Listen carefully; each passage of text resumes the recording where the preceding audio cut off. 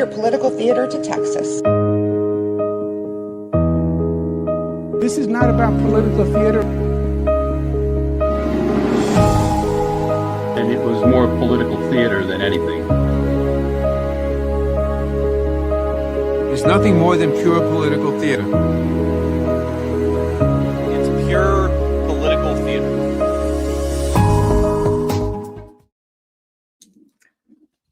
What up, everybody? Oh, man. Oh, man. Oh, man. How is everyone? You're good? We're here. It's Tuesday. Of course we're here. We do what we can. Right, Dr. Hall? I rarely cancel. Oh, wait, Dr. Hall's not even in here. I'm talking to myself. You see how that goes, folks? I just want to say, I've been drinking.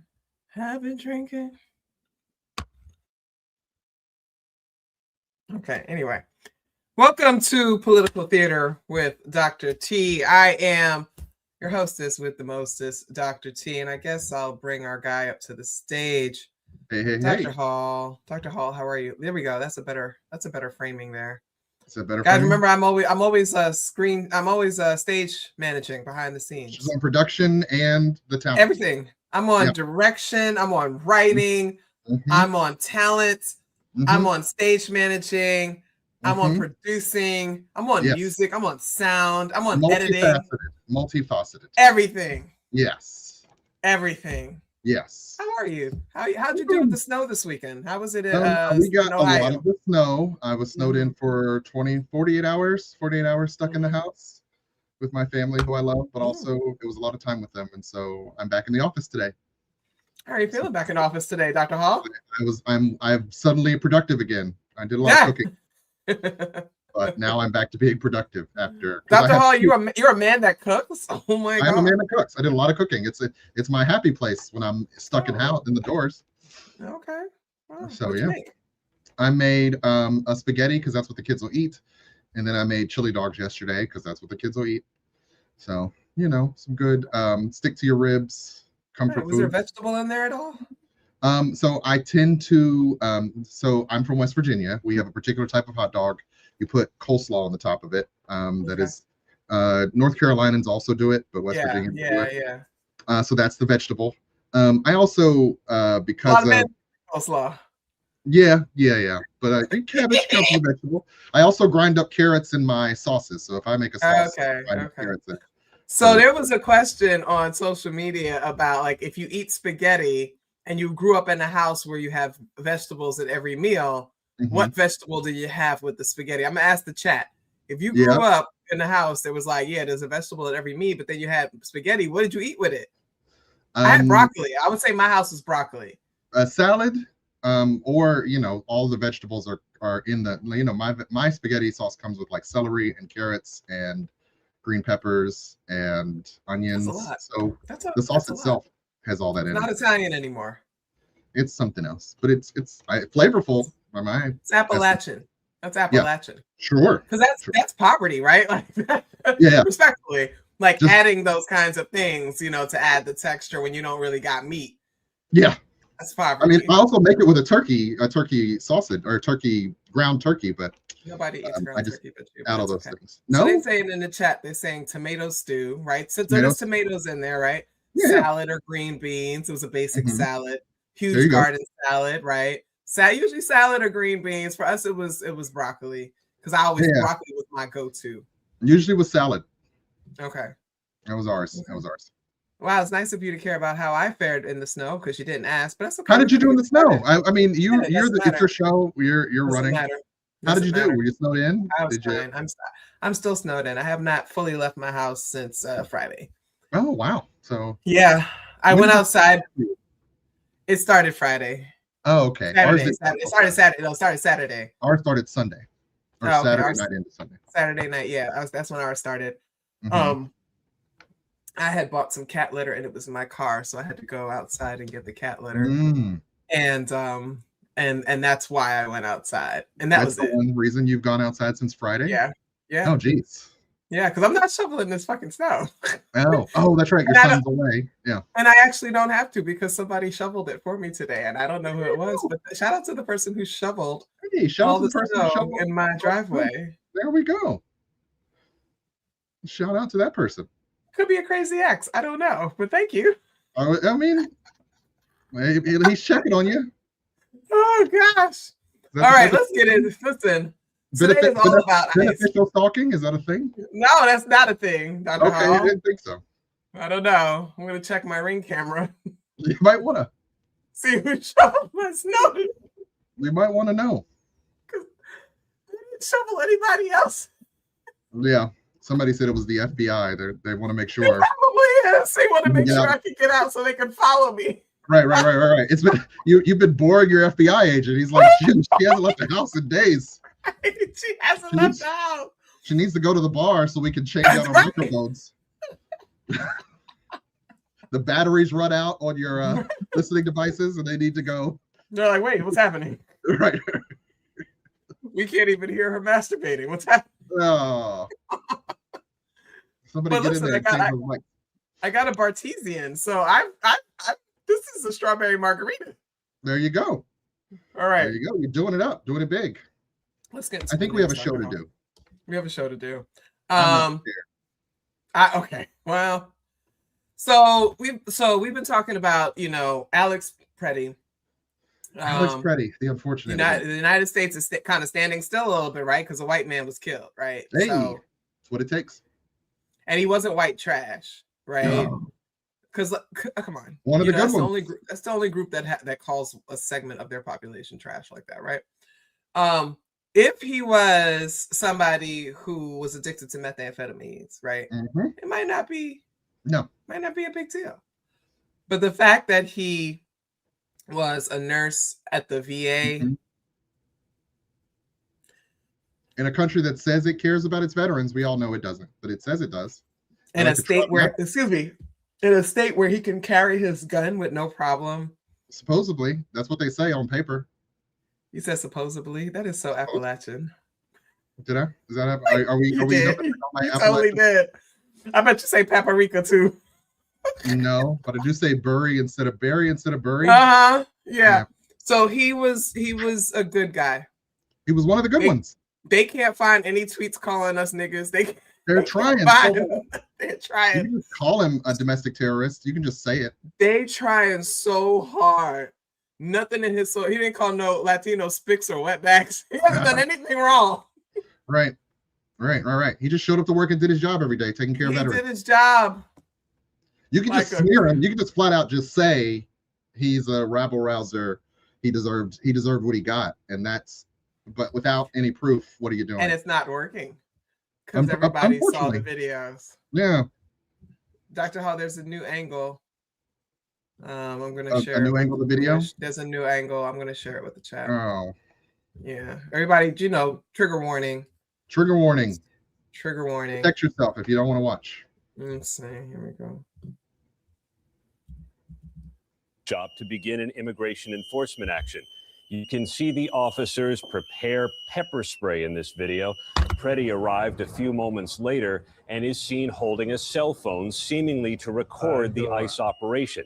Shortly after he was shot and killed, Homeland Security investigations said the FBI arrived to collect evidence, including Preddy's phone and the gun he had a legal permit to carry. So apparently, allegedly, this gun, this is an old picture of a gun. This might not be the actual gun. This might not be his gun. I mean, the administration has had several instances of pulling things off the internet, assuming it's data or evidence and being dead wrong. Yeah. So I would not be surprised. This is them planning crack on him. Right. Officials have not said what's on Preddy's phone or whether it could help determine whether the officers reasonably believe they were under threat. Customs and Border Protection officers involved in the deadly shooting were wearing body cameras. The agency says the footage is preserved, but it's unclear when or whether the public's going to see it.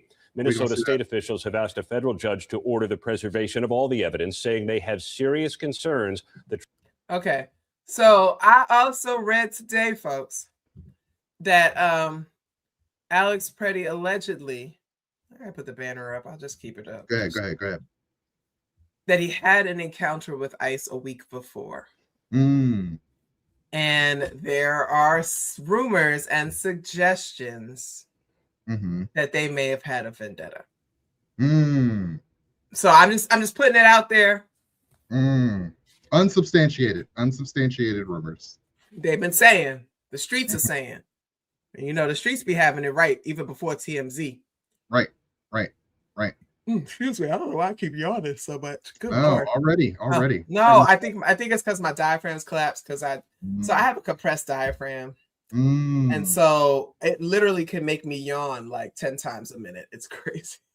We're going to get through the show without you. We're going to get through the show. But listen, the streets are saying that there was an interaction with ICE a week prior. But then they're saying that there's no way to know if it was the same people. And let me tell you something, Dr. Hall. I know anything about these pigs. They track people. Hey. They do not let you get away with shit. They hold grudges. And they will follow you. They will track you. They'll get your license plate number.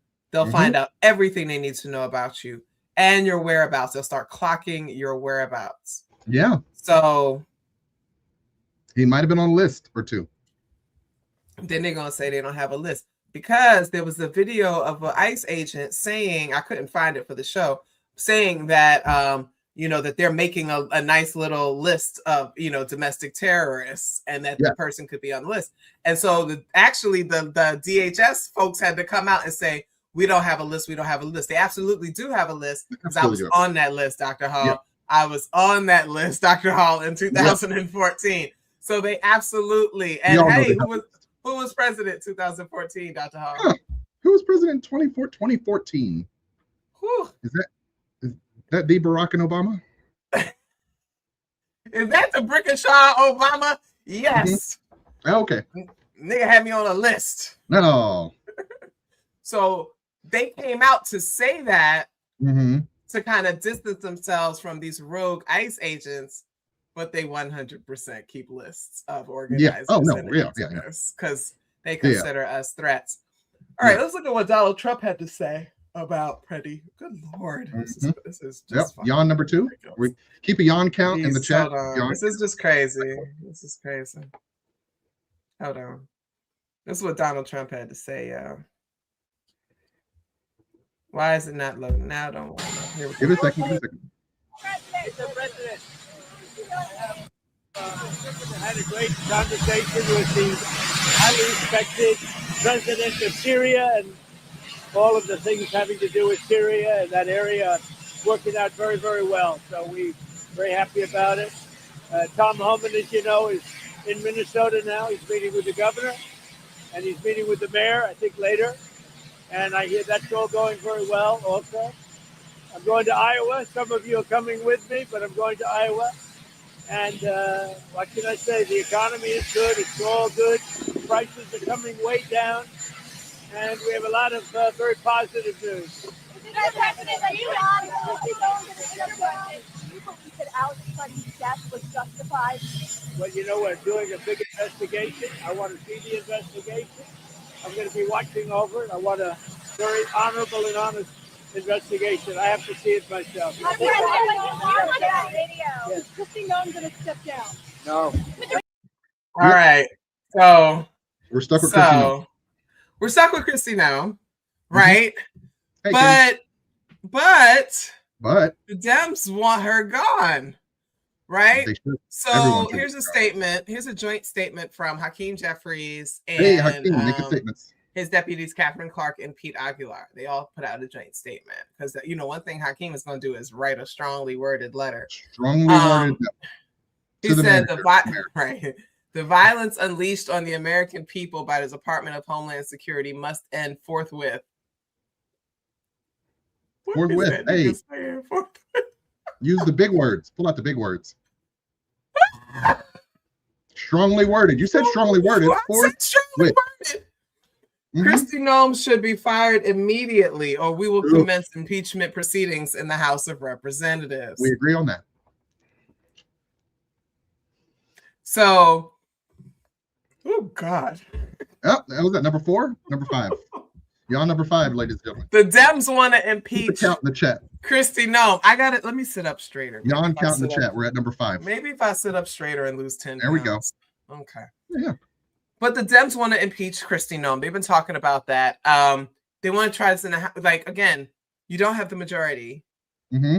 So I don't know. You know, when you don't have the majority, it's not like there's procedure. Okay, you're a black man. Interpret Hakeem Jeffries for us. Well, I mean, you're on the spot. I'm also not bought and paid for, but I know that I spent a good deal of my political life in America watching the obstructionist party obstruct so strongly, and yet the Democrats when in power just never know how to obstruct. It's a weird dichotomy, right? Like, how does that even work? Yeah, because you don't always have to have the votes. You can, you know, politics is about leverage. There's got to be some leverage, and yet is there zero leverage you can use? Oh man, you know how to politic? Let's play this one. Like, let's just play this one because just gotta keep it going. Yeah. Here. As an assassin, do you think he was acting as an assassin in Minneapolis? An assassin? That's a big word. Deputy Chief of Staff said that. You don't think so? With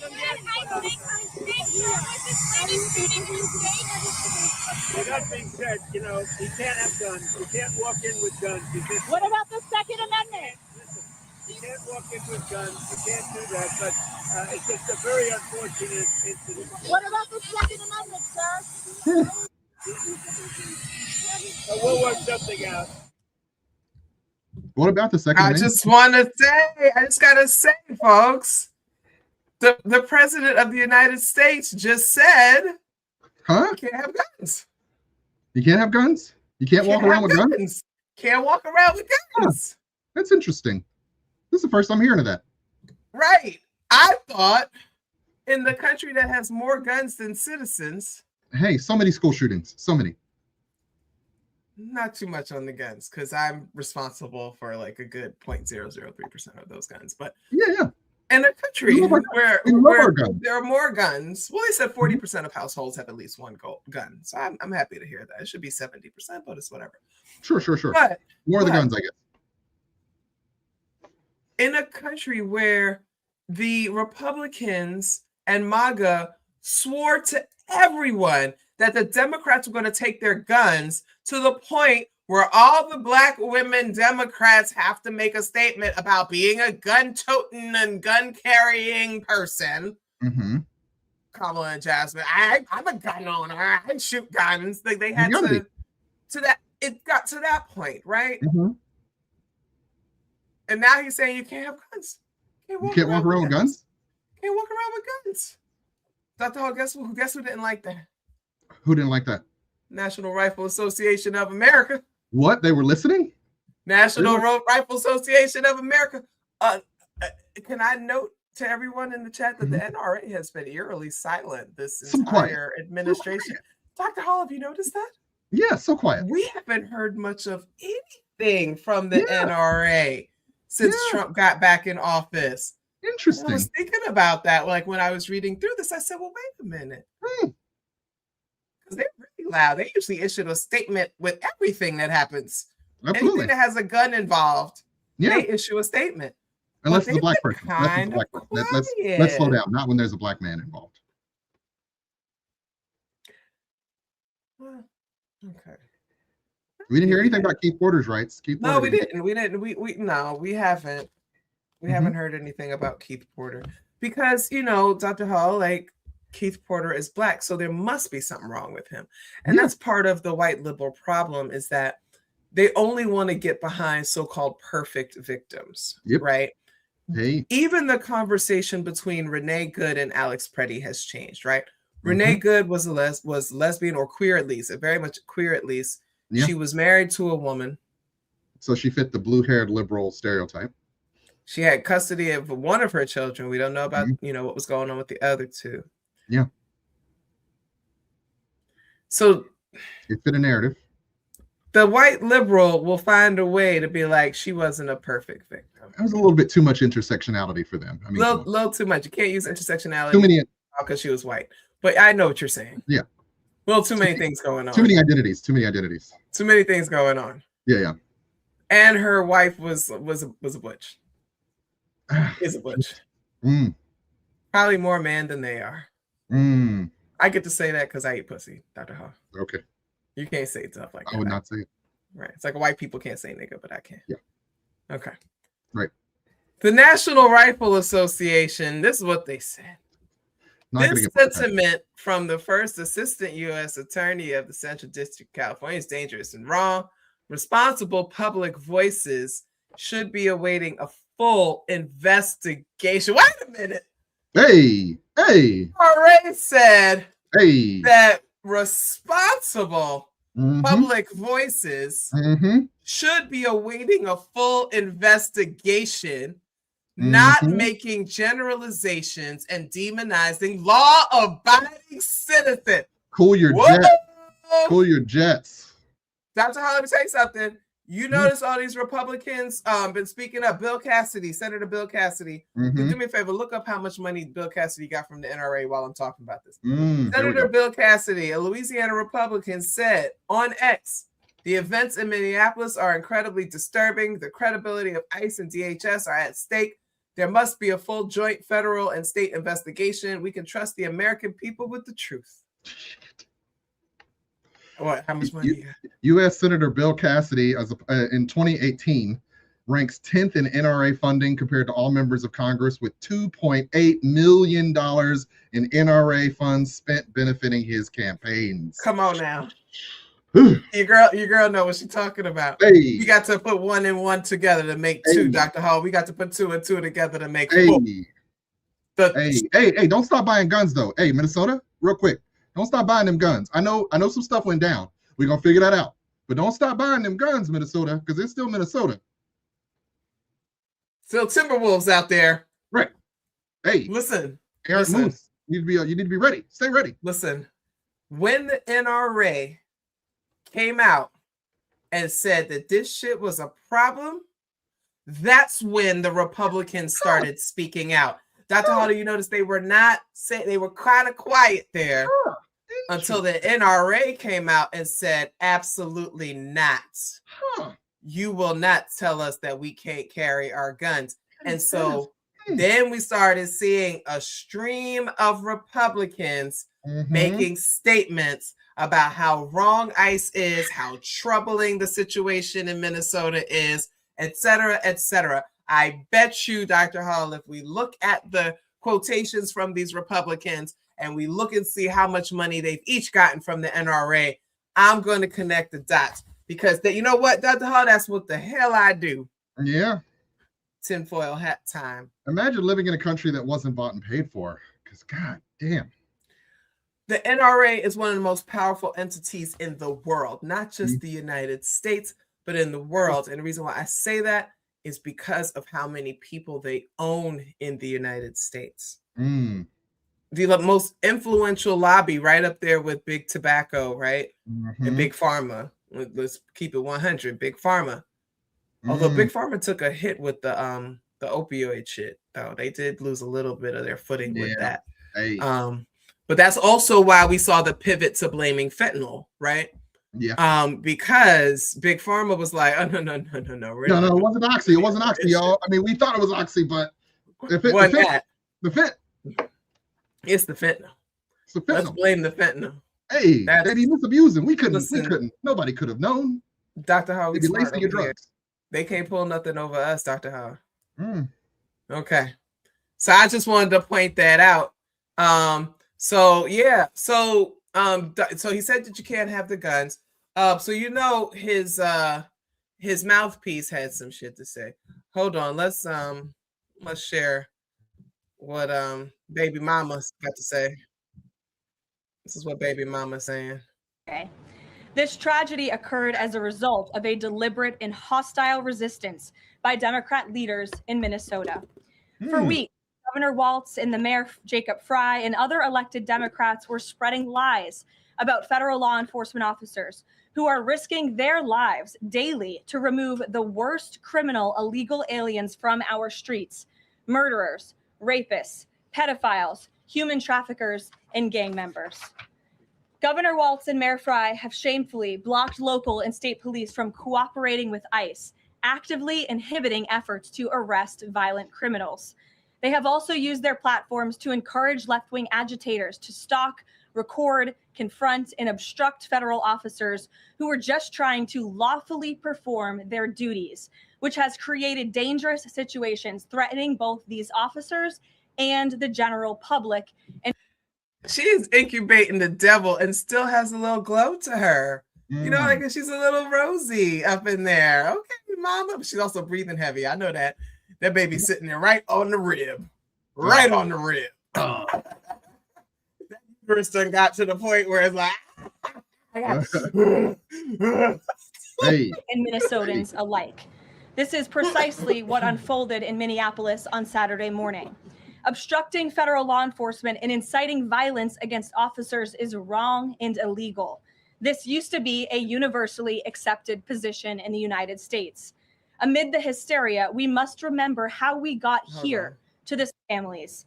Yet we never saw outrage from Democrats or their allies. And as a result of that defiance, 2 Minnesotans have now tragically lost their leaders in Minnesota with sanctuary city policies have actively defied federal immigration law and the will of the people. And as a result of that defiance, 2 Minnesotans have now tragically lost their lives. Okay. Hey, now it's a tragedy. I just wanted to make sure that everybody heard that she's blaming them being dead on Minneapolis being a sanctuary city. Yes. So the rhetoric has shifted. So Renee Good was a U.S. citizen. Yes. Alex Preddy was a U.S. citizen. Yes. They were not seeking sanctuary in Minneapolis. But the Dems have been stoking a fire in their Hi, hearts. Dee Dee. It's good to see you. Hi, Dee Dee. Dee Dee's great. Dee Dee does a lot of great work for the very community. amazing person. Awesome. But they had nothing to do with this. I mean, you got to shift that goalpost. She leapt over a few steps. Right? You got to shift the goalpost. She really could have been like, all right. Here's how she could have broke it down. She could have said, well, y'all got illegal aliens. Hey, we got to get rid of the legal aliens. Some Criminal folks illegal are trying to stop us from getting getting the illegal aliens. Yeah. They were obstructing us doing our jobs. Mm-hmm. There were, protests, and they showed up at the protests, which is not what happened. And then they assaulted the officers, and then that's why they got shot. Yes. She went straight from Minneapolis is a sanctuary city. That's why 2 people are dead. Hey, suddenly tragically, they're dead. A minute ago, they were domestic terrorists who themselves had to be put down. Right. Because and I'm glad you picked up on it. It changed, right? Because they have to change the rhetoric. They have to soften it because they're going to impeach Kristi Noem. They're saying that Kristi Noem needs to be fired, but also they were saying, that the messaging comes from Stephen Miller. And so Axios reported, everyone, I'm getting this from Axios. This is one of their scoops.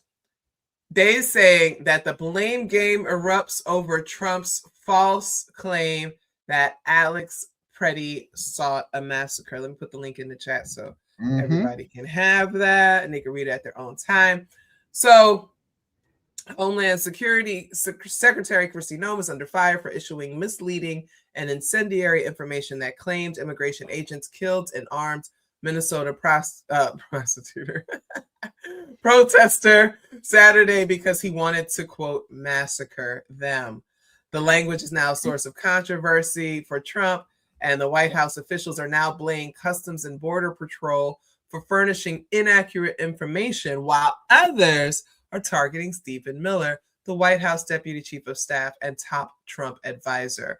6 sources with knowledge of the situation reported this to Axios, right? So we know that Stephen Miller is a ghoul. Okay. Dr. Hall, first of all, let's just look at that. Yeah. Like that guy. That's Gollum. Yeah.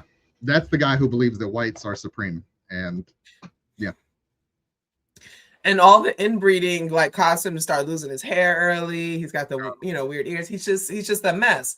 He's younger than both of us, Dr. Ha. Is he? And he's like in his 30s, I think, or something like that.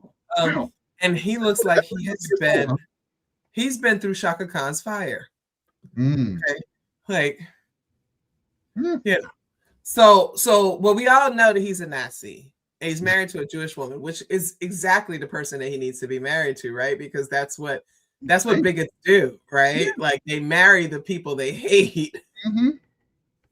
You know, these white women will marry black men that they fucking hate and have babies with them, and then abuse their children. How else you gotta upset dad? You gotta make sure dad knows. You gotta upset their dads. Yeah, they still hate niggas. I hate all of them, but not you. I'm never getting monetized. This is how you're never getting monetized. I'm never getting monetized. So they're saying that Stephen Miller is behind the messaging, and that everyone adopted that messaging, right? Mm-hmm. So Kristi Noem, Streets is saying she's trying to put it off on him. I was just reading what I was told to say. Yeah. That's the word in these streets, that Kristi Noem is saying, I ain't had nothing to do with that. I just read whatever they gave me. You know what I've been waiting for this whole administration? Some really good infighting. We're overdue for some really good infighting. Like, let's start throwing each other under the bus and start burning bridges. Yes, we need it. Because that was happening the first term, and that was actually pretty fun. That revolving door. Hey, just couldn't keep a press secretary. Like, hey, what are we doing? It was like every week somebody was getting fired. And burning it down on the way out. Like, it's a nut house in there. All the book deals, all the podcasts that came. Remember Scaramucci? Hey. Scaramucci and Michael Cohen probably got to be the two biggest ones that came out of that. But listen, Midas Touch fired Michael Cohen. I'm not sure why. Oh no. I forgot. I meant to say that. Oh no. He fires Michael Cohen. They wouldn't say. Oh wait. Left Wing Network drops Michael Cohen after he claims he was pressured and coerced in Trump cases. So they had him on. So let me say. Oh, am I frozen? Am I frozen? You're freezing a little bit. You're freezing up a little bit. But keep going. Am I back? They can see you. They can see and hear you. You're just freezing a little bit. Oh no, that's not good. Maybe you can't hear me. Well, anyway, I can hear you. That's what happened. Okay, they can't. You are freezing, but they can still hear you. Let me leave and come back. Oh no! And now I'm left here. Hey guys, remember Omarosa? Remember Scaramucci? Oh, man, that first Trump term, there were so many high-profile people who, were doing the job and then would have to leave because, they sucked at the job. And now there are so many people who still suck at the job and they're still around. And it's been a year. So we're due for some good infighting and revolving door politics. Please don't ever mention Omarosa on my show again. My apologies. That's okay. I can't leave you alone for like 30 seconds without you ruining my show. Well. So listen, this is what they said. I think it's because I have Yahoo open. You might want to close the tabs. They said that I got all the tabs open. They said that they announced he wouldn't be carrying his shows after he announced that he felt pressured and coerced to deliver testimony that would help secure convictions against president in New York. And they said an outspoken critic and former ally of president who was a key prosecution witness in 2 New York cases against Trump accused Letitia James and Alvin Bragg of pursuing evidence squarely aimed at getting Trump. He alleged in a Substack post that prosecutors were uninterested in testimony that didn't fit their narrative. He also addressed their decision to drop him in a Substack post. What did he say? My podcast and shows will continue, but they will no longer air on the networks of the 3 brothers I've come to call my own. That's not a phrase I use lightly. I mean it. Losing that partnership feels like losing family. It's really interesting because they got him lots of followers. Like they got him lots of supporters and stuff like that. Oh gosh, what do I need to close? Because what the hell? I need to close something because some of those windows, they're draining your resources. They are draining my resources. I'm like, bro, what the hell? Hold on, guys. Oh, I got like 8 windows open. Yikes. What is happening here? Oh gosh, guys, I have like 30 windows open. Not tabs, like windows. Full windows, not even just tabs. Full windows. Oh my god. Oh my god. I have threads open like 8 times. What is happening here? You be deep in them threads. You're very prolific in the thread streets. Okay, hopefully this works. They're saying he was trying to get Trump to pardon him, so now he's claiming he was coerced. So again, there's a lot of these people that were like, I was an ally of Trump. I hate Trump. I'm going to get clout from saying that I hate Trump. I'm going to expose secrets. I'm going to do all these things. And so I used to watch, because I watch Midas Touch every day, and they have like the political beatdown. It would be him and Ben, and they would be talking about stuff. And then he had his own show. I never watched his own show, but like he got a lot of clout by being on that network. But his shows can continue. It's like if they picked up political theater and it would be a part of the Midas Touch network. I would get more subscribers. I would get more viewers. I'd get a cut of the check or whatever. But like if for some reason I said fuck Ben Marsalis, they would cut me, and then I would still have all the followers that I did. You know what I mean? So yeah, they would go looking for me. So that was interesting. But somebody said something else in the chat. What they said? They said that he's angling for a pardon. Cohen is angling. Oh, they say, oh no, this one. Allegedly, he threatened Trump's victims. What? I hadn't heard that. Oh man. Well, that's tough.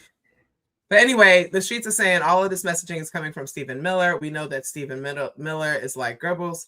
He is, he's evil. He's pure evil. Like, I bet he walks into a room and it stinks. You know what I mean? Like, that's how evil it is. That heavy. Yeah, like that heavy, like evil, nasty kind of thing. I'm pretty sure like he's an energy vampire, like from the show. Oh, where it's like, for sure. Like you feel worse after having spoken to him. Unless you yourself are also demonic, and then like it pulls, like you're like, yes, I love that energy. Yeah.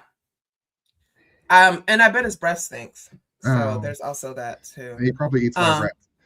Did you guys know that ICE is sending special agents to the Olympics? I read about that today. I mean, can we for a second talk about how far we've gone from border control? Because that's what they were formed for, loosely, I think. Why would we be sending ICE agents to Italy? Why are we doing any of this in this season of America? I mean, don't you want your Gestapo going everywhere? This is Italian.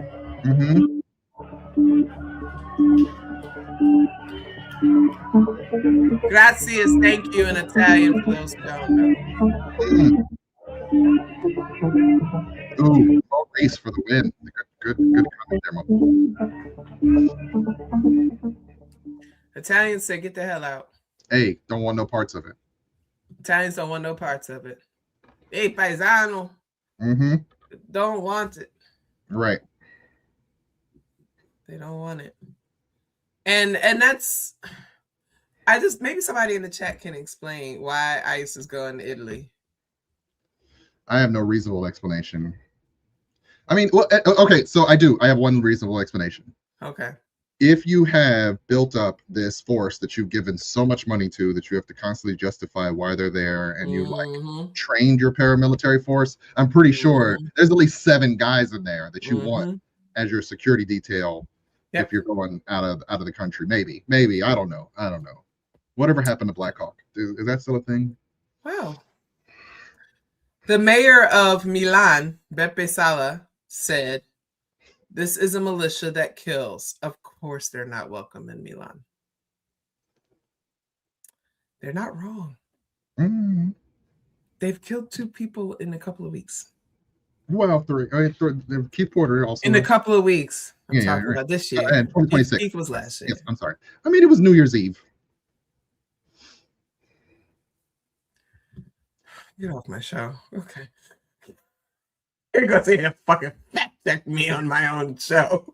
Fuck out of here. But I mean, they've killed like 7 kids already this year. I mean, like, so the detention centers are killing people, not just through neglect either. Like one of them, they actually choked the hell out of somebody and he's dead. So this is a larger issue that we will get to. There's a couple more things, a couple more quick hits I want to get to before we talk about that issue. Absolutely. You and I talked about how we want to deep dive into that a little bit. Yes. So, Bovino, Greg Bovino is gone. Hey, out. He is gone. Cut. He is gone. He is Cut returning to El Centro. They got rid of him. Needed a scapegoat.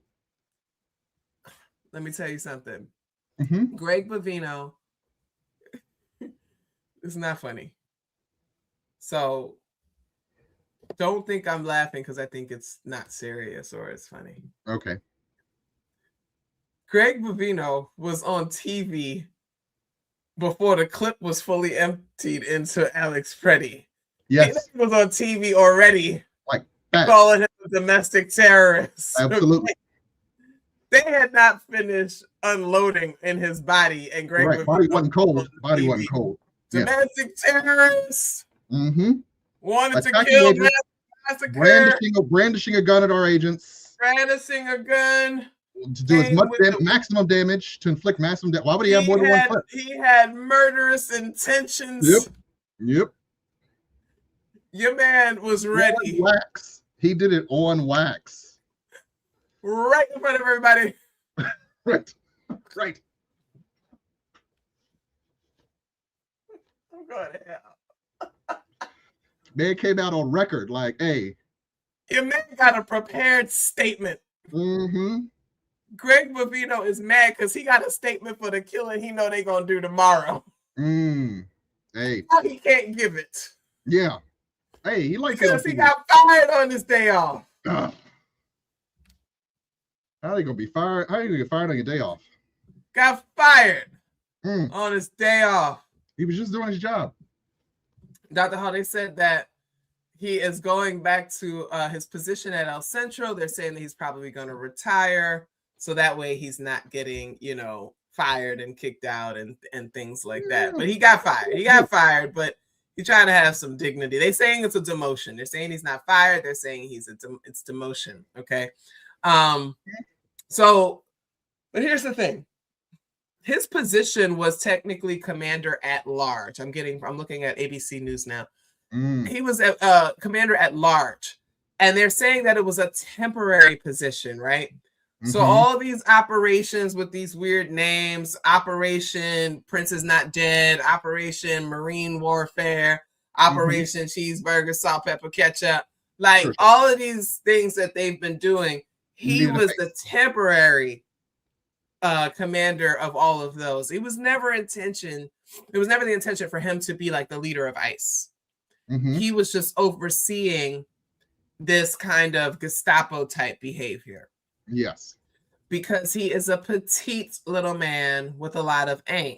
Short king. So that he would be good for this. Yes. Because he wants to add inches to his penis. Oh. Every every mission is for his penis to grow an inch. Well, I mean, it makes him feel good in his tingly bits. Yes.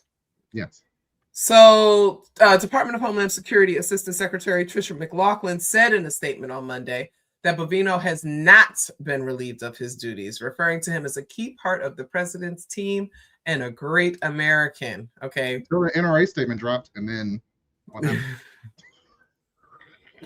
just that fast. Just that fast.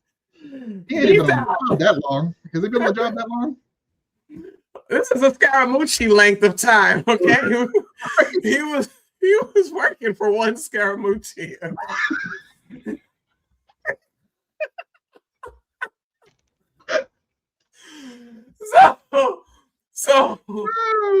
But Trump is bringing in Tom Homan.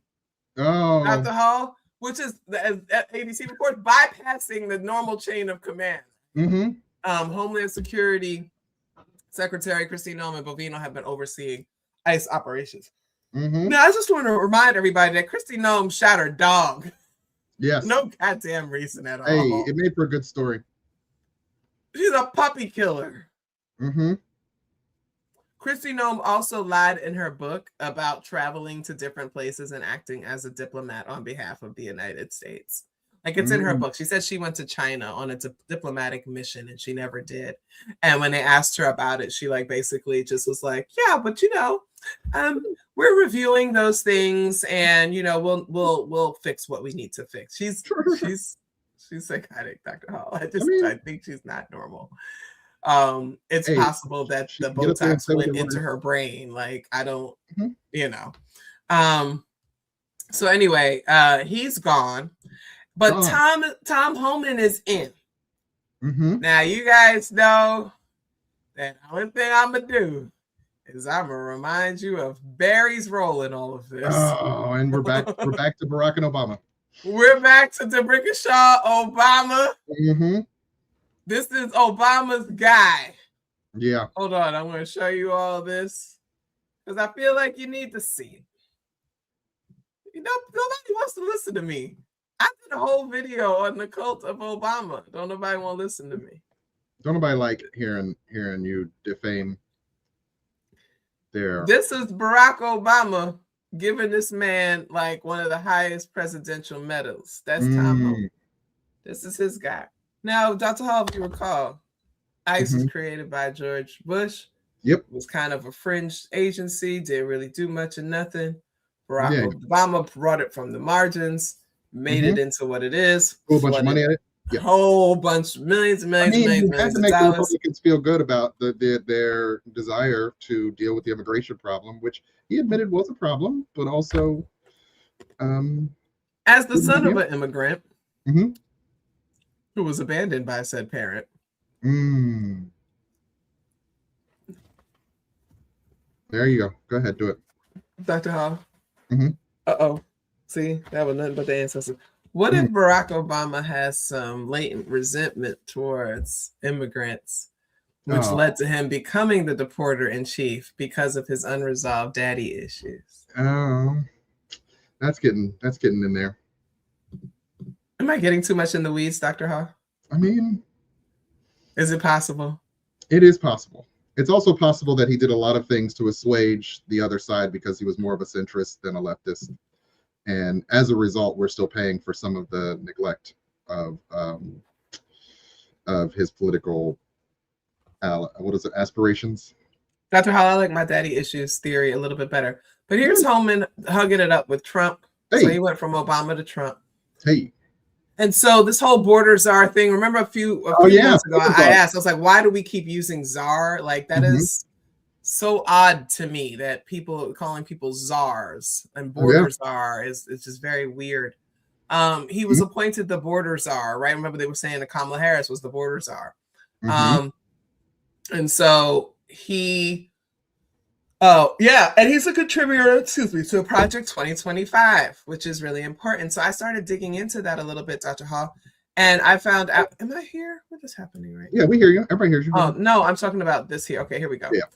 So I went to the Heritage Foundation. They said that he was a part of, the Heritage Foundation and Project 2025. So I went to their website and I searched his name. And I came across an interview that he had in which he was talking about his, his work as, this border czar or whatever. And they asked him, a little bit to compare with Obama. So they said, can you talk about what was the state of the border under Obama? And what does he say, Dr. Hall? He says, well, that's a good question. Under Obama in 2014 and 2015, we had a surge at the border. Families, mostly families and children. How do we stop it? I'll tell you how we stopped it. We built detention facilities. We built family residential centers to detain families. We held them long enough to see a judge. So it took about 40 days in detention to see a judge. And those that lost, we put them on an airplane and sent them home. The border numbers went down. Now, during this time, Alejandro Mayorkas was the deputy secretary. Joe Biden was the vice president. So they knew exactly what happened. They know exactly what we did to shut it down. Okay. And then he says this. They asked him, I want to get your thoughts on a couple of incidents in the media, media pieces that people might be aware of, but don't get the full story. He says, there's various conversations over time about the so-called kids in cages. What Holman says. The cages were built under the Obama administration. Hey, that was Obama money. We spending Obama money. I was there. He says the cages were built under the Obama administration. I was there. Hold up. I didn't mean to call them cages. They were chain link dividers. He says, and they're not cages. They're not cages. Chain I misspoke. Dividers. Yes. When the facilities were first built in the Obama administration, again, Obama decided to detain family units and UACs, children to be turned to OR, but they had to be processed first, and held them in custody about 72 hours per law before they got turned over to Health and Human Services. We have not heard from the children since, so that's okay. So when all these people come, blah, blah, blah, he says, so the facility, and he's linking onto the same chain link fence you see at the playgrounds. The cage the people in. I mean, they divide in, not link. He said, and of course we used them during the entire Obama administration, but it became the Trump administration in their cages. It's politics at its worst. But they were constructed under the Obama administration. And to be clear, they weren't cages. They were chain link dividers, keeping children safe from unrelated adults. That's how. Chain link dividers that keep children safe, that don't cage neither the children or the adults. I don't understand. So, again, all of them detention centers, all the cages, all that stuff was built during the Obama administration. Yeah. And as he said, they were putting people on planes too. You know what the difference was? He wasn't live streaming it on TikTok, Dr. Hall. Well, that's the difference. Well, there was enough evidence and proof that they had little kids sitting there with earmuffs translating for them. Yes. Defending themselves because they did not have lawyers. All of this happened under Obama and Biden. Kamala Harris and Biden continued building Trump's wall. How many times we got to tell y'all this? Hey, but it's really not about, what race is this or what or whatever. They're all the freaking same when it comes to this. They're complicit. And we keep trying to pretend otherwise, but that's not it. And so what the average liberals say, well, at least they were using a process, at least they had a, decorum. There's no decorum to making a kindergartner sit in front of a judge and try to defend their right to be there when all they want to know is, where is my mother and father? Right. But that's what Obama did. That's what Biden did. That's what Harris did. Is this the result of a country that only knows how to solve its problems in a carceral way? That cannot consider humanitarian approaches. Humanitarian approaches are too expensive, too difficult but you can always treat them like criminals. We always have a system for criminalizing people. We always will have a system for that, because that's the way that we handle things. And you can make a lot of money. United States, I'm not the emperor of the United States. I'm the president of the United States. I'm not the emperor of the United States. My job is to execute laws that are passed. And Congress right now has not changed what I consider to be a broken immigration system. And what that means is that we have certain obligations to enforce the laws that are in place, even if we think that in many cases the results may be tragic. There are going to be some stories that break our hearts. And more importantly, we're going to continue to have an economy that is stifled by a really inefficient system where not only are we deporting folks, but we also have a legal immigration system that is so bottlenecked that it forces sometimes people into the illegal system. Shut the fuck up.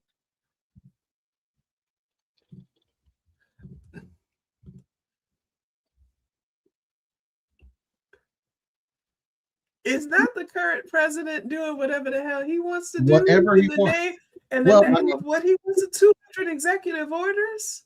And I believe that I did not know until 2025 that checks and balances was really a gentleman's handshake and that no one is actually required. And so Barry did a lot of kowtowing that he obviously didn't have to do,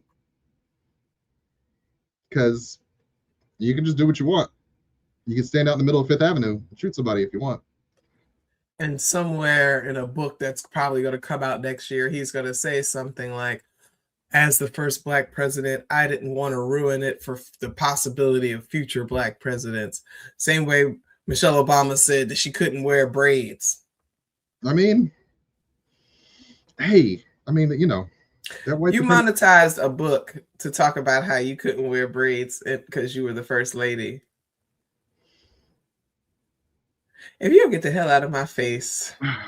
Different era. They're from a different era.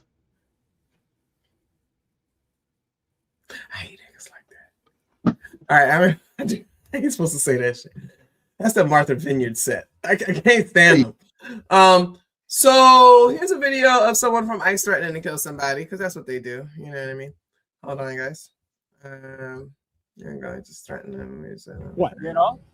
I will tell you this, brother. What? You know? I will tell you this. You raise your voice, I raise your voice. If I raise my voice, you'll erase my... Exactly, yeah. Yeah. Are you serious? You said if I raise my voice, you'll erase my voice? Dr. Hall. That was fire in the group chat when they sent it amongst themselves earlier that day. And so he got to say it. He's very proud of himself. Yeah. Also, he barely got it out because English is not his first language. How many of them have accents? What are we doing? Bro, what are you doing? Can you imagine becoming an ICE agent sounding like fucking Desi Arnaz? Right. Balky out here arresting people. What are we doing? So that's why they're sending them to Italy. Some of them speak the language. Oh my God. What are we doing here? What are we doing here? What are we doing here, Dr. Hall? So, oh wait, guess what? There's another thing I want to. Meta is blocking links to the ICE list on Facebook and Instagram and Threads. So you know how the Citizen Journal folks, you know, the activists have been curating these ICE links, right, that are basically exposing people's identity. Because it's a government agency operating without oversight. So journalists have to create their own databases of people who are receiving federal dollars to do a job. Even though the Republicans are one of the first people who created these databases of public information on people who work in the government. Yawn number 6. Shut up. So weirdly enough, the journalists have had to do the job of telling us who work there, and now Meta is suppressing that information because even though we say we live in a First Amendment country, corporations can do what they want. Right. Okay. I got it. That's pretty much it. Dominic Skinner, the creator of the ICE list, told Wired that the links to the website have been shared without issue for more than 6 months. And then all of a sudden it changes. It says, I think it's no surprise that a company run by a man who sat behind Trump at his inauguration and donated to the destruction of the White House has taken a stance that helps ICE agents retain anonymity. I can't say that word ever. Anonymity. What you know, the ability to remain anonymous. Yes. That's how we'll say. I cannot say that word. Hey, if a gun was to my head, Dr. I'd be dead. Anonymity. I got you. Anonymity. Whatever. Anyway. Anonymity. It's a stupid word. So yeah, I mean, but we know that happens. We know that link suppression happens. They suppress YouTube links too. That's why, like, I'll post that I'm going live, you know, whatever. But if I put that YouTube link, a lot of people are not going to see it because they do that well. And they're already kind of like suppressing me. A lot of people have said, I haven't seen you for 2 weeks. I'm like, come on, if you go 2 weeks without seeing me pop up, and you first of all, you got to check to make sure you're still following me. And then second of all, it's because they're suppressing what I'm talking about. Yeah, I still get the "Are you interested in Feminista Jones?" And it's like so many people get that. So many posts. Why would I no longer be interested? I've only see that pop up with Black women. I have not seen that pop up. That's just me. I'm not saying it hasn't happened, but I have not seen that pop up under anyone else's posts, right? So there was another ICE shooting. I don't know if people know this. There was in Pima County in Arizona. Let me play this real quick. I'll play this for you guys. You can watch this. People be like, where do you get your news? You get your news from FemJones. I do all the work for you. Here we go. It's Coast to Coast Tuesday on NBC and Peacock in prime time. Biracial basketball league. Face markedly in the Jazz. NBA on NBC, and it's all streaming on Peacock. Okay. We turn to breaking news. Good evening, everybody, and thanks for joining us. I'm Sean Mooney. We are following two shootings involving law enforcement officers overnight. We begin with an officer-involved shooting involving a U.S. Border Patrol agent that left one person in critical condition. It happened near the U.S.-Mexico border on Aravaca Road this morning. You see the location right there. We have live team coverage with News 4 Tucson's Monica Garcia and Jacob Owens as well. But first, let's take you straight to that press conference where Jacob Owens is live at the Pima County building there, where Pima County Sheriff Chris Nanos has just spoken at this news conference. Jacob, what did you learn so far? Yeah, Sean, we learned that Patrick Gary Slagle, he's 34, resident of Sahuarita.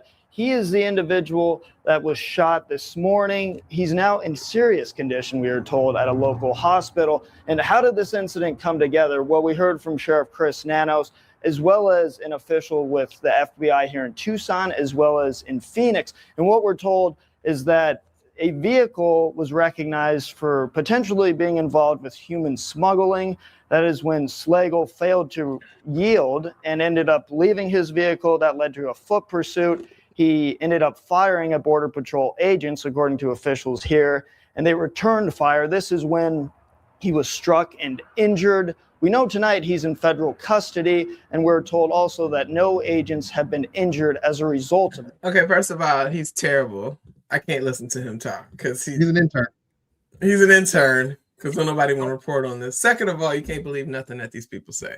So I don't know what the situation was. I do not trust them. They lie every time. We just heard them say that Alex Petty was a domestic terrorist who went to a protest with the intention of a massacre. Mm-hmm. They said that shit with a straight face. Yes. So you never know what to believe. Well, it'd be interesting if he was on this side of the border, supposedly smuggling, but they didn't say they arrested or captured several other people being smuggled, did they? They didn't say nothing. Yeah. Yeah. I mean, and we all know dope on the table is why you do it, right? To say, I did this. We caught 17 illegals coming across the border, and they didn't say that. Just the suspicion of smuggling, we had to shoot a guy.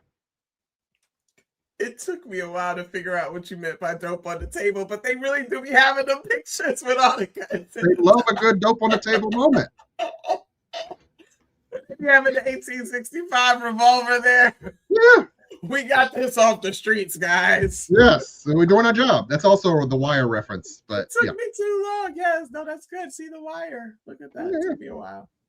I watched The Wire 10 years after everybody did, and I didn't get it. Why it was so big. I mean, it was a cool show. I've watched it like 7 times. It's a great show. I didn't see why it was such a big deal. I thought season 2 was good. Okay. Season 2 was good. So, okay. So, Minnesota judge summons, this is from The Guardian, summons the acting ICE director and warns of contempt over court defiance. Okay. So Todd Lyons. Todd Lyons is the acting ICE director. Mm-hmm. And Minnesota's top federal judge, Patrick Schultz, demanded that ICE lead Todd Lyons explain himself personally in a 3-page order issued Monday evening, declaring that the court's patience is at an end. The rebuke follows weeks of tilting anger during the so-called Operation Metro Surge, the Trump administration's large-scale, aggressive, and is now deadly immigration enforcement campaign in Minneapolis, St. Paul. So basically, I'll give you the summary. Basically, there's a bunch of people who are detained who have not been given access to the things that they're supposed to be given access to, have not been able to, enact their rights, right? To be able to go before a judge, to be able to present their papers, be able to, have their lawyers talk to them, all that kind of stuff. They have been denied all of these things. Yes. And the judge has already said, you have to make this happen. And they have refused to make that happen for these people. And so now they're pulling them in and saying, you better explain what's going on or change this by this particular day, because I'm not playing with you.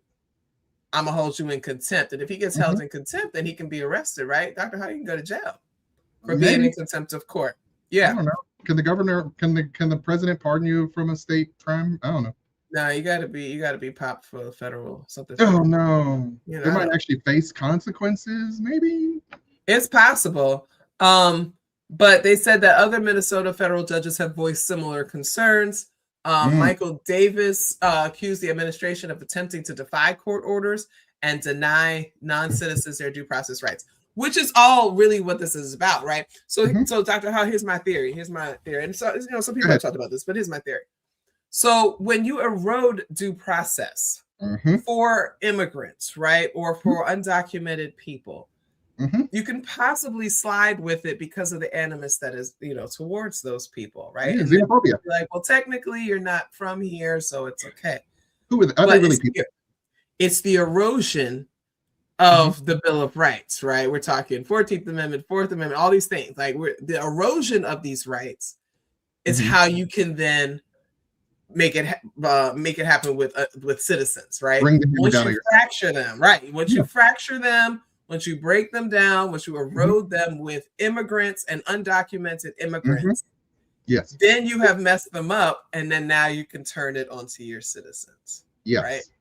We're trying to go. This is going back to Plessy versus Ferguson. Okay, like this is going all the way back, and that's what they're trying to do, because in their attempt to make America great again, they do not want African Americans and Native Americans and Latino Americans to be able to claim citizenship. They don't. They're not Americans. And so they're trying to actually work their way backwards to get back to the point where they start overturning all these things that have declared that we are equal citizens, that we are free citizens, etc. Yeah. So much of what they do is enacted first upon the people that American citizens care the least about. Yes. So undocumented immigrants, transgender people, right? Disabled people, right? Older people, right? Women, African Americans. That they start at the bottom to see what they can get away with. Yes. And they just keep expanding and expanding and expanding until we finally push back. But you know what they made the mistake of? They killed a white man. Why would they do that? That was a little too soon. They were supposed to wait for that one. Later down the line. Don't kill white men up front. That was supposed to come later down the line. They did that a little too soon. But I had said before that they're kind of like going headstrong into the fascism when they could have been easing into it and would be able to get. They would actually be able to implement their long-term plan if they weren't just like hammering. America's tolerated a lot of fascism over the years. It absolutely has, and so I feel like they could have eased into it. And people wouldn't even know what was happening around them.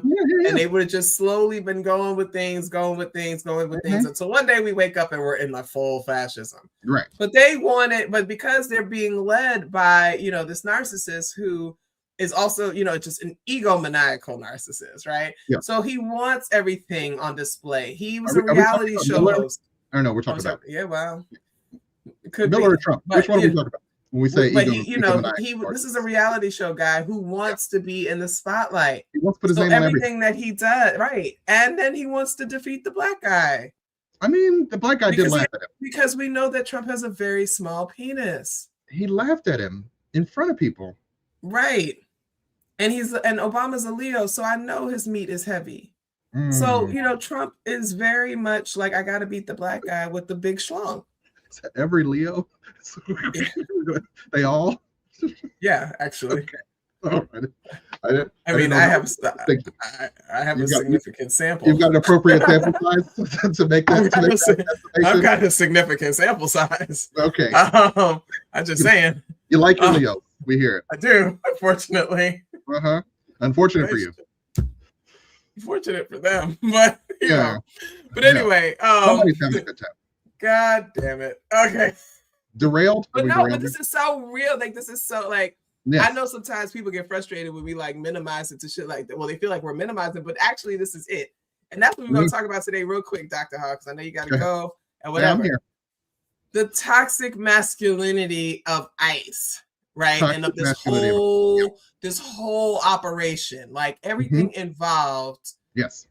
We have to talk about really how this is so deeply rooted in patriarchy gone wild, in the misogyny that upholds, patriarchy, right? The misogyny, this hatred of women that leads to the violent oppression, right? And the violent ways that people enact, right? The feminization of resistance, right? If we look over the last, 15 years or so, women have been leading these movements, right? Whether it's Black Lives Matter or, the movement for Black Lives, whether it's the reproductive justice movement, whether it's the queer movement, it's been largely women who have been protesting and resisting. They even went on television to talk about the smug liberal woman who's protesting and that she doesn't really want to be there. She's just kind of rebelling against her life, right? So if we cast resistance and protesting as a feminized thing, right? Trump insists that it's paid agitators. He's insisting that nobody really wants to protest. Ain't nobody shown a single check. Ain't nobody exactly on the side and said, I got my Soros check. Here it is. But somehow they're all being paid. Yes. He keeps insisting, excuse me. He keeps shut up. He keeps insisting that this is all about, this is not real. Because real Americans have no problem with this stuff. So it must be paid agitators. It must be disgruntled women. It's whatever. And so if you can feminize it, then you can send in this masculine force. To stomp it down. To stomp it down.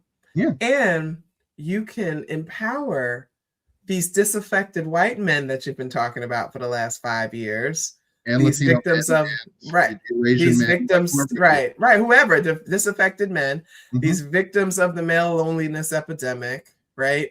These so-called incels, the Call of Duty players, like you can get them on board because they've been on the message boards talking about how much they hate women. So, and how much they want to punish women and all the violent things that they want to do to women. Yeah. So you can recruit them, bring them in to suppress this feminine resistance. I think that's what we're seeing happening, Dr. Hall. Because if you look at Alex Preddy, he was a slim man, slight man, kind of, he's a nurse. He was a nurse. Male nurse. He was a nurse, not a doctor, which they've already feminized. He was, a slim dude, kind of little dainty, doing his little thing.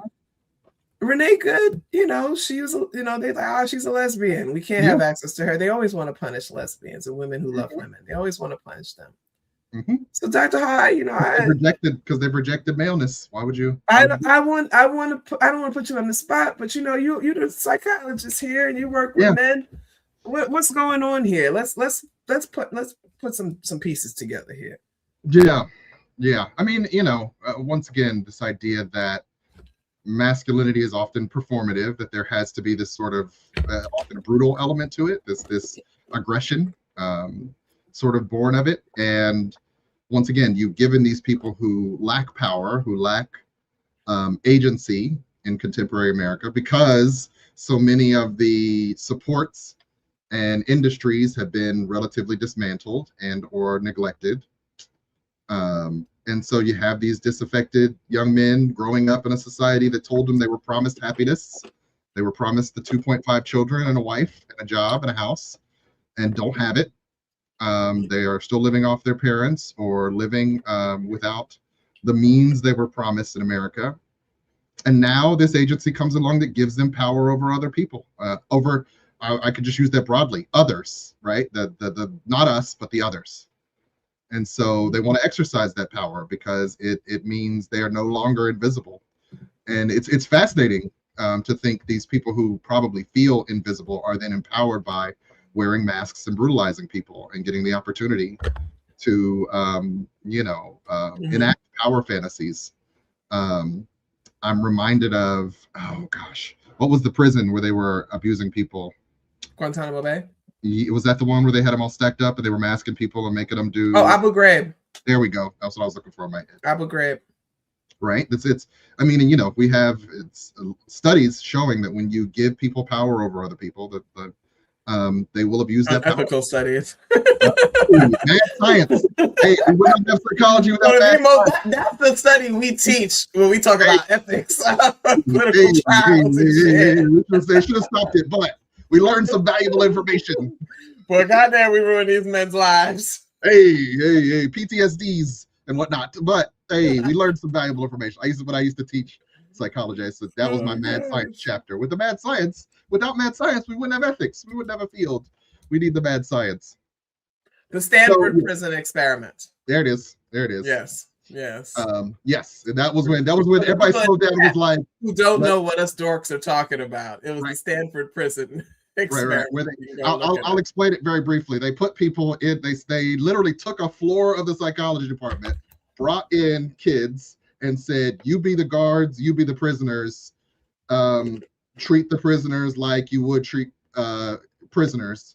And they found within days they were like actively abusing, corrupt, and brutalizing the prisoners once given carte blanche to do so, and learn some very valuable, like, what's the mentality of people who do that, and how do people find themselves othering people, even though 5 minutes ago that might have been your best friend. Now that he's considered substandard human, you now treat him like no one.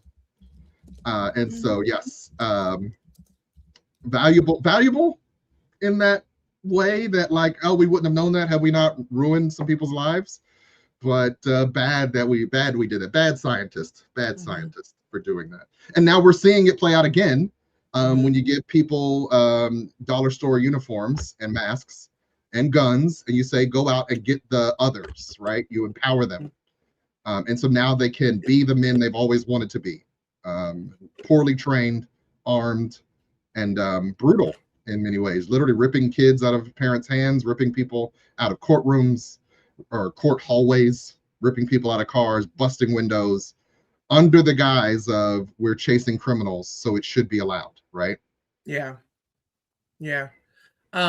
So they were reporting before that MAGA supporters tend to favor authoritarianism in their own lives. And authority is very important. And so they've studied them and saw that, one, that they prefer authoritarianism, and two, that a lot of them enjoy inflicting punishment on other people and pain on other people. So on the people who need it, you can teach them.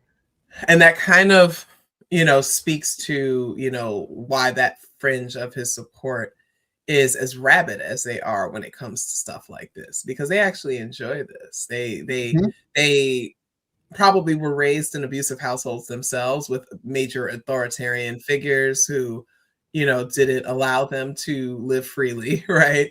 They grew up to become that themselves. And so they see, like, they were calling him daddy. Like, I used to go to this bar by my house that I haven't gone to in almost 2 years now, because the owner was a major Trump supporter, married to a Black woman, by the way, who divorced from a Black woman because she left his ass. But he started talking about daddy's home and we're back and all this stuff. And I was just like, Charlie, you are 57 years old. Why are you calling this man daddy? Right? It was a thing. And so I started noticing that among the supporters, there's this reverence for authoritarianism. And when punishments are doled out, they see that as strength and power, and they admire it. But the study also suggests that they derive pleasure from it and that they enjoy it. Yes. So that there's some, there's some sadism You want in to there. see the people you want crushed. You would enjoy. I mean, hey, there was a reason that a segment of the population of America would go to picnics to watch a man be hanged, right? Like, as American, it's baked into American society. Like, hey, a lynching's a thing you do on a Sunday afternoon. Right. Like bring the kids, let's make some sandwiches. But what we saw with Renee Good and with the Alex Pretty were that women were the target. And what was that other woman? I forgot her name. The disabled woman. I think she was out of. She was saying that she was. Hold on, I'm gonna find her name because I don't like talking about women like that. Hold on.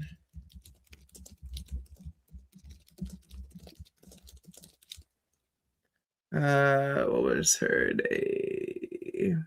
They always keep saying a woman, a citizen, a woman, a citizen. What was her name? Aliyah Rahman. Aliyah Rahman. There you go. Okay. So I want to make sure that I talk about her. So we look at Aliyah Rahman, we look at Renee Good, and we look at the women that Alex Pretty was protecting. Those were the targets. And if we saw how they pulled Aliyah from her car, she was telling them she was disabled and on her way to a doctor's appointment.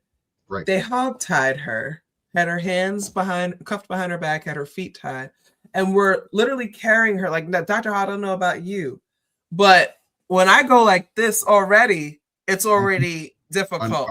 But to imagine that it's pulled up right here, it's a little tense. Right. But then to have my body weight pulling all of this down while they're holding me by that. Yeah. And as big as I am, my shoulders would be dislocated. Yeah. But they enjoy that.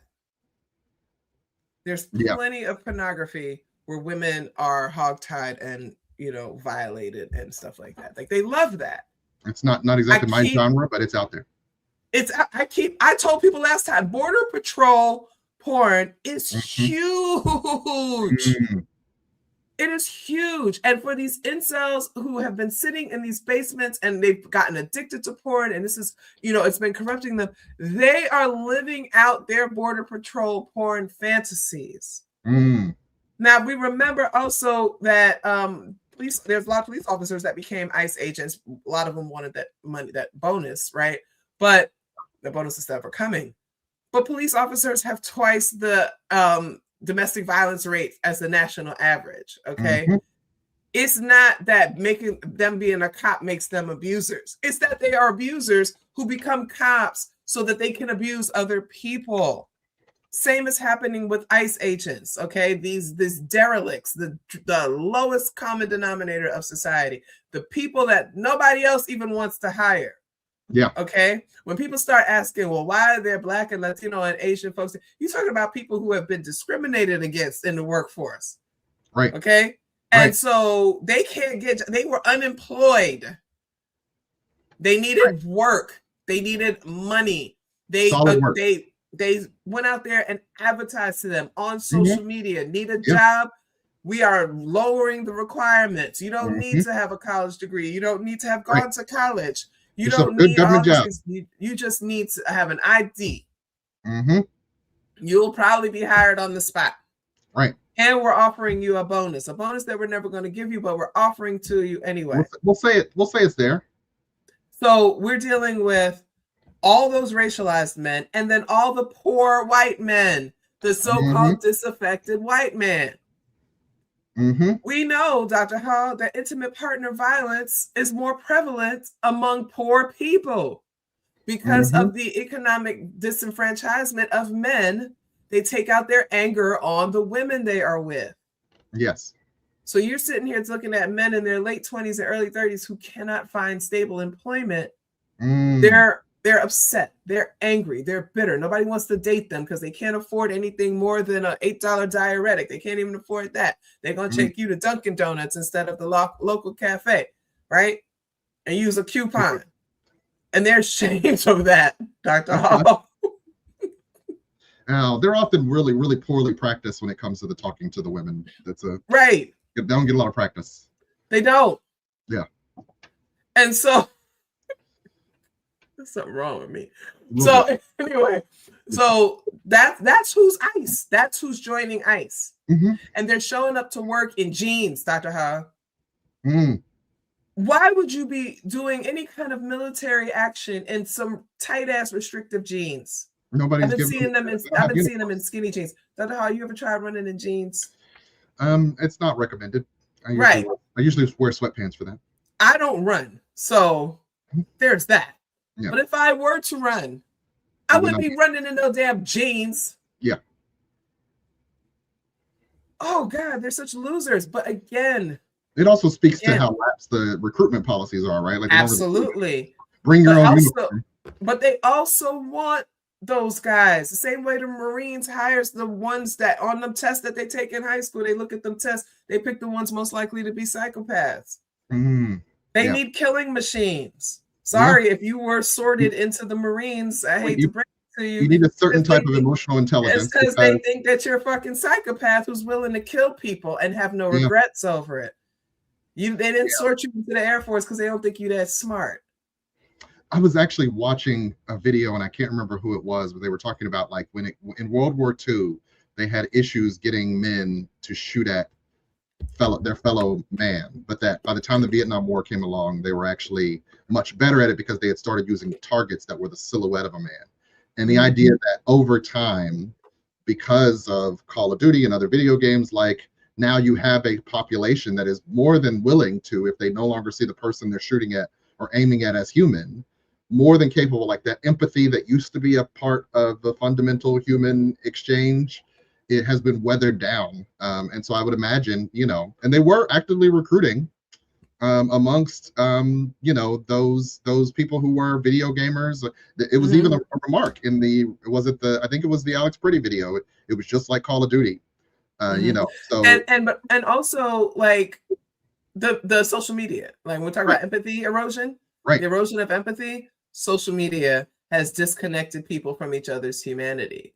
And so we definitely have a situation now. Well, one, people becoming desensitized from constantly seeing these videos and hearing all the 24-hour news cycle, all those kinds of things have led to that kind of, empathy erosion and us dehumanizing each other. Yes. But also, like,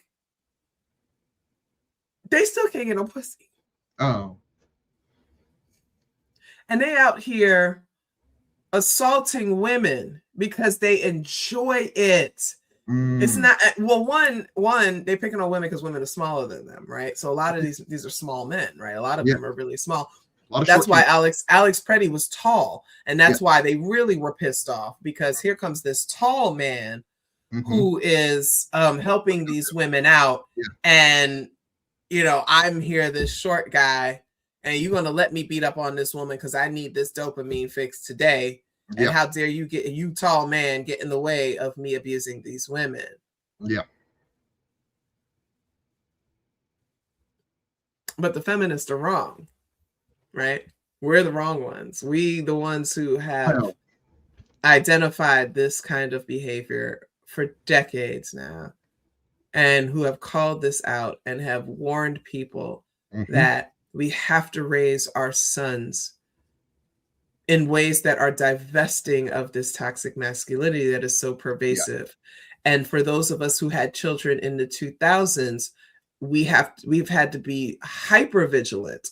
We've had we have to account for what they're learning at school or amongst their friends and peers, but what they're exposed to online. We have to monitor their YouTube, their social media, all these kinds of things, because of the messaging that gets in. We could be trying to do the best that we can, but if that messaging starts to seep in more than the messaging that we are, then we've lost our sons. Yes. And that's something that's been really important to me. I mean, my kid has turned out pretty okay, I like to say, but I see how easy it is for young men born in the 21st century to slip into that. Yes. Right? Yeah. Particularly when they're offered much less messaging around what it means to be a man and what it means to be male in this society. And a lot of that messaging, once again, is coming from some of these very same places that essentially want to use and exploit them for their labor, for that bitterness, right? Yeah. I've talked to a lot of men who are very bitter from hurts that go back to like middle school, and you're like, I mean, but you've had at this point decades of experience since then, but you're still holding on to that girl who put you in the friend zone way back then. And somebody who shoved you in the locker. Right, you ain't right, never right, let right, that right. go. And that, and that's one thing that, I've often in my own work, particularly with men around masculinity, around identity is, how do you rewrite these narratives? How do you address some of this trauma that often gets ignored in men, and ignored and then weaponized? I mean, because if nothing else, we can say that ICE has been essentially a weaponization of that. Toxic masculinity. Absolutely. They have some of the most brilliant minds working behind the scenes, particularly with the Project 2025 thing. Heritage Foundation has brilliant people working. They know what to do. They know the psychology of all of this. They know how to target people. They know marketing. They know PR. They know all of it. Yeah. But I mean, that populace is easier to control if you can make them exactly intelligent, if you can make them brutal warriors who believe they are fighting for a righteous cause. Yes. They will be loyal to you, as opposed to stopping to at any point, as I was saying before, like question, should I be doing this to a fellow human being? But if I make them not human, subhuman, then I'm justified. Yeah, remember that brother? That brother was, I don't know if you saw the video of the brother, he exposing how at the border they are trained to dehumanize anybody that was Black or brown. Right. Like, and he was going over it. He was just like constant reiteration. These are not people. These are targets. These are, they are not human. They are not human. You don't identify them by their nationality. They're illegal. No, right? You can't call them by their names. You identify case numbers, all those kinds of things that dehumanize people. Right. And so this is a systemic issue. It is systematic training. It is very intentional. Right. Again, even when they talk about the brother that died at Newark's detention center, and he was a Haitian immigrant, what they wrote on their thing, illegal immigrant, passes away. Right. And then they talked about how he died at the hospital, and then the entire, like 85% of the article was about his arrests. No convictions, no nothing. Something like he was arrested on destruction of property. Dr. Hall, if you come and break my favorite glass, I can call the police and have you arrested for the destruction of property. What? Yes. Oh, no. If I sit too hard on a chair in your office and it breaks and you get mad at me, you could call the police and have me arrested for destruction of property because my fat ass sat too hard. So I just need people to understand the context of that when we talk about criminality, right? So all they did was talk about his arrest, and the man is dead, by the way, but they still managed to say that he had an investigation of an arrest pending. Even after death, they are still dehumanizing and vilifying him. The man is gone. He is no threat to anyone. Yeah. But that's how that works. And that's how the propaganda works. And they are following the models that the Nazis, used in terms of their propaganda machine. And so it's working for some people. I mean, America used it. They were slaves. You don't want those slaves. Roman exactly. Those criminal slaves, those lazy criminal slaves. Yep. So for us who have read books, we know better. We know better. Here and there. But they are relying on the fact that, let's be honest, the average American can't read very well, doesn't know much about history. Doesn't honestly care. Doesn't care, right? Can't connect the dots, can't make sense of things in the ways that we do. And they're relying heavily on that. Building entire policy on it, on the backs of American apathy. Yes. Yeah. That you will not care enough about your fellow man. You will not even see them as a fellow person to say this needs to stop until the right white person gets shot. And then maybe there will be outrage. Or if the NRA gets involved. Maybe. I don't know. Oh, I'm sorry to hear that. They said I had a university job promoting masculinity on campus, but the university eliminated my position. I had so many healthy masculinity events planned to destroy. I'm so sorry that happened. Yeah. But you know why they did it? They don't need healthy men. They need rapists and killers. They need men to be the rapists and killers that they believe men are supposed to be. Or, I mean, there's also the administration and the current regime is very much against, anything that feels like it is championing essentially like a level of self-understanding, right? Like, you know, don't understand yourself, don't identify masculinity. I mean, part of the reason that whiteness has been able to survive for as long as it has and have the power that it has is it is completely unexamined. They don't have any real ability to articulate who and what they are, except that they should be, and that they are, and that they are universal. Right. That's all it is. It's like, I am everything. Right. We don't need to know anything else. You don't need to know what masculinity is. Just you just need to accept that this is, and it's eternal, and it's universal, and it applies to everyone, and you don't get, there's no deviation. This is it. Yeah, and that is you start examining it, that you're really getting the weeds of what it is and how it's actually like held up by gossamer thread. But no, I don't want to do that. Like, let's instead just be what we are. I love the word gossamer. Yeah. Oh, there you go. We're not going to tell them what it means. You got to look it up. Triple Gossamer. word score. It's one of my favorite words, actually. There you go. You're awesome. You're pretty smart. All right, thank you so much, Dr. Hall. We're at 95 minutes. I'm tired. I gotta get some food in my stomach. Losing steam. I see it. And I gotta work. I gotta get some work done before I call it a night. Yeah, no, you know, I no rest for the weary. Volunteer work for my organization, so I gotta do some work. We got some great things coming up. But anyway, y'all, Black History Month is coming up. I got we got the classes coming up, the workshops. I'm mad at, like, I'm in a fighting battle with Gumroad right now because they're holding my money hostage. They haven't given me a payout since May. I've made, you know, some money there. But anyway, so we have you can go to my website, as you can see, is feminisajones.com/BHM26. And we've got these 4 classes coming up Wednesdays in February at 7 p.m. Same time we start this show. We've got African-American queer history, African-American cinema, unsung African-American women, and African-American social philosophers. So you can go on my website and get that. The classes are $25. The entire series is $85. But we also have the option that if you want to pay what you can, there's links. If you click each one, there's a link to pay what you can. So if you can only pay $0, we want you to pay $0 because we want you to be there. But if you can afford to pay the suggested price for each if you can afford to pay the suggested price for each class, we want you to, you know, just go ahead and use my website. It's so much easier to do that. And I hope to see you all there. Dr. Hall, I have 31 people in my Patreon 7-week asynchronous history class. I didn't know it was going to work. I decided to offer this class, this asynchronous class on U.S. history after 1865, you know, given the Afrocentric perspective and things like that. There are 31 people checked in so far on my Patreon. So I'm very excited about that. Patreon.com/FeminisaJones. It's not too late to join. You got to be at least a $10 a month subscriber. So it's don't worry about it. It's great. It's gonna be great. And it's $50 if you want it a la carte. And so what you would do is you would purchase the collection, and I will continue to add to that collection. So you actually could follow along if you didn't want to become an official subscriber. So you could buy the collection for $50. But listen, it's 7 weeks. That's 2 months. Yeah. If you were a $10 subscriber, it's only $20. You know, I could be charging so much more, Dr. Hall, but I want people to get this knowledge, and I'm piloting this, and I'm really excited about it. It's just adding extra work. Right. You're throwing a lot more on your shoulders.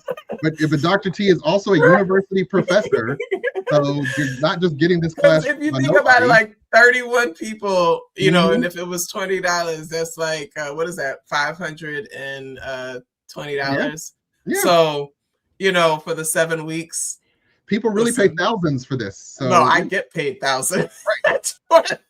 The students, they pay thousands. I teach an 8-week class, and they give me $5,000 for it. So 500 versus 5,000 is a lot. But the only thing I'm not doing with this class, I'm not accepting papers or grading anything. So there you go. You know, but you're charging more crown rates out here. Yeah, you know, so come and join us. It's not too late. This is literally week 1. It's asynchronous. Yes. So discussion 1 just dropped today. You're not behind. You can come and join. You can always scan for the merch up in the corner. I got to drop the Black History Month stuff. I was supposed to do it this last weekend, but listen, the snow got to me, Dr. Hall. Hey. You're and chilling. I'm so tired. I'm so tired. It's feministajones.com for merch and for all the BHM workshops, and then patreon.com/feministajones. You can go and subscribe for $10 a month, and you'll see all the classes. The class stuff will pop up. There you go. And I really appreciate everybody. You know, I love you all. Dr. Hall, thank you so much for being here once again. You always come through, and why don't you go home and I'm gonna talk to the people. All right, y'all. You know, I told you all that this was going to become a regular occurrence. I need you to protect your spirits and start thinking about the possibility of every day you're going to hear about someone else being killed. I need you to start thinking about that. Trump is leaning back because he's realizing that this is not a good look, and it's hampering everything else that he thinks that he's doing great.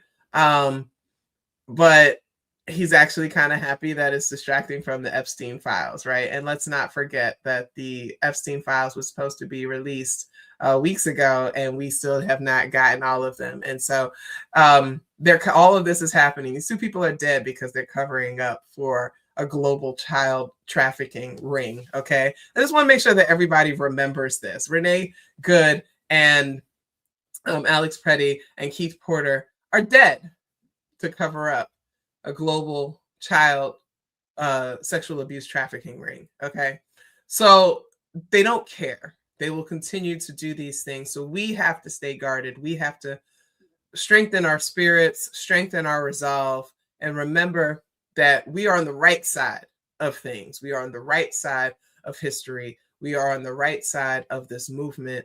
We will be free. We will win. It may not happen while we are alive, but we keep fighting to move the needle for the children, for our grandchildren, for those that are coming after us. Even if you don't have children, you still have children, because we have to think about the next generation the same way people before us thought about us.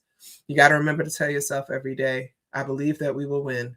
I believe that we will win. Because once you stop believing that, then you stop having a reason to get up every day and to continue on. And I need you to continue on. I need you to understand that with all the stuff that is going on in the world right now, all the stuff that's going on in the country, France police just beat up and killed a Black man, and they took to the streets. Thousands took to the streets. There's a lot going on in this world. I believe that we will win. And I need you to believe that with me. So I will see you all on Friday. We'll be back in case something major happens and then I happen to go live in an emergency. I will see you all on Friday. I love you all. I love you with the love of my ancestors. I love you with the love of liberation. And I want you all to take care of each other. All right. Take care.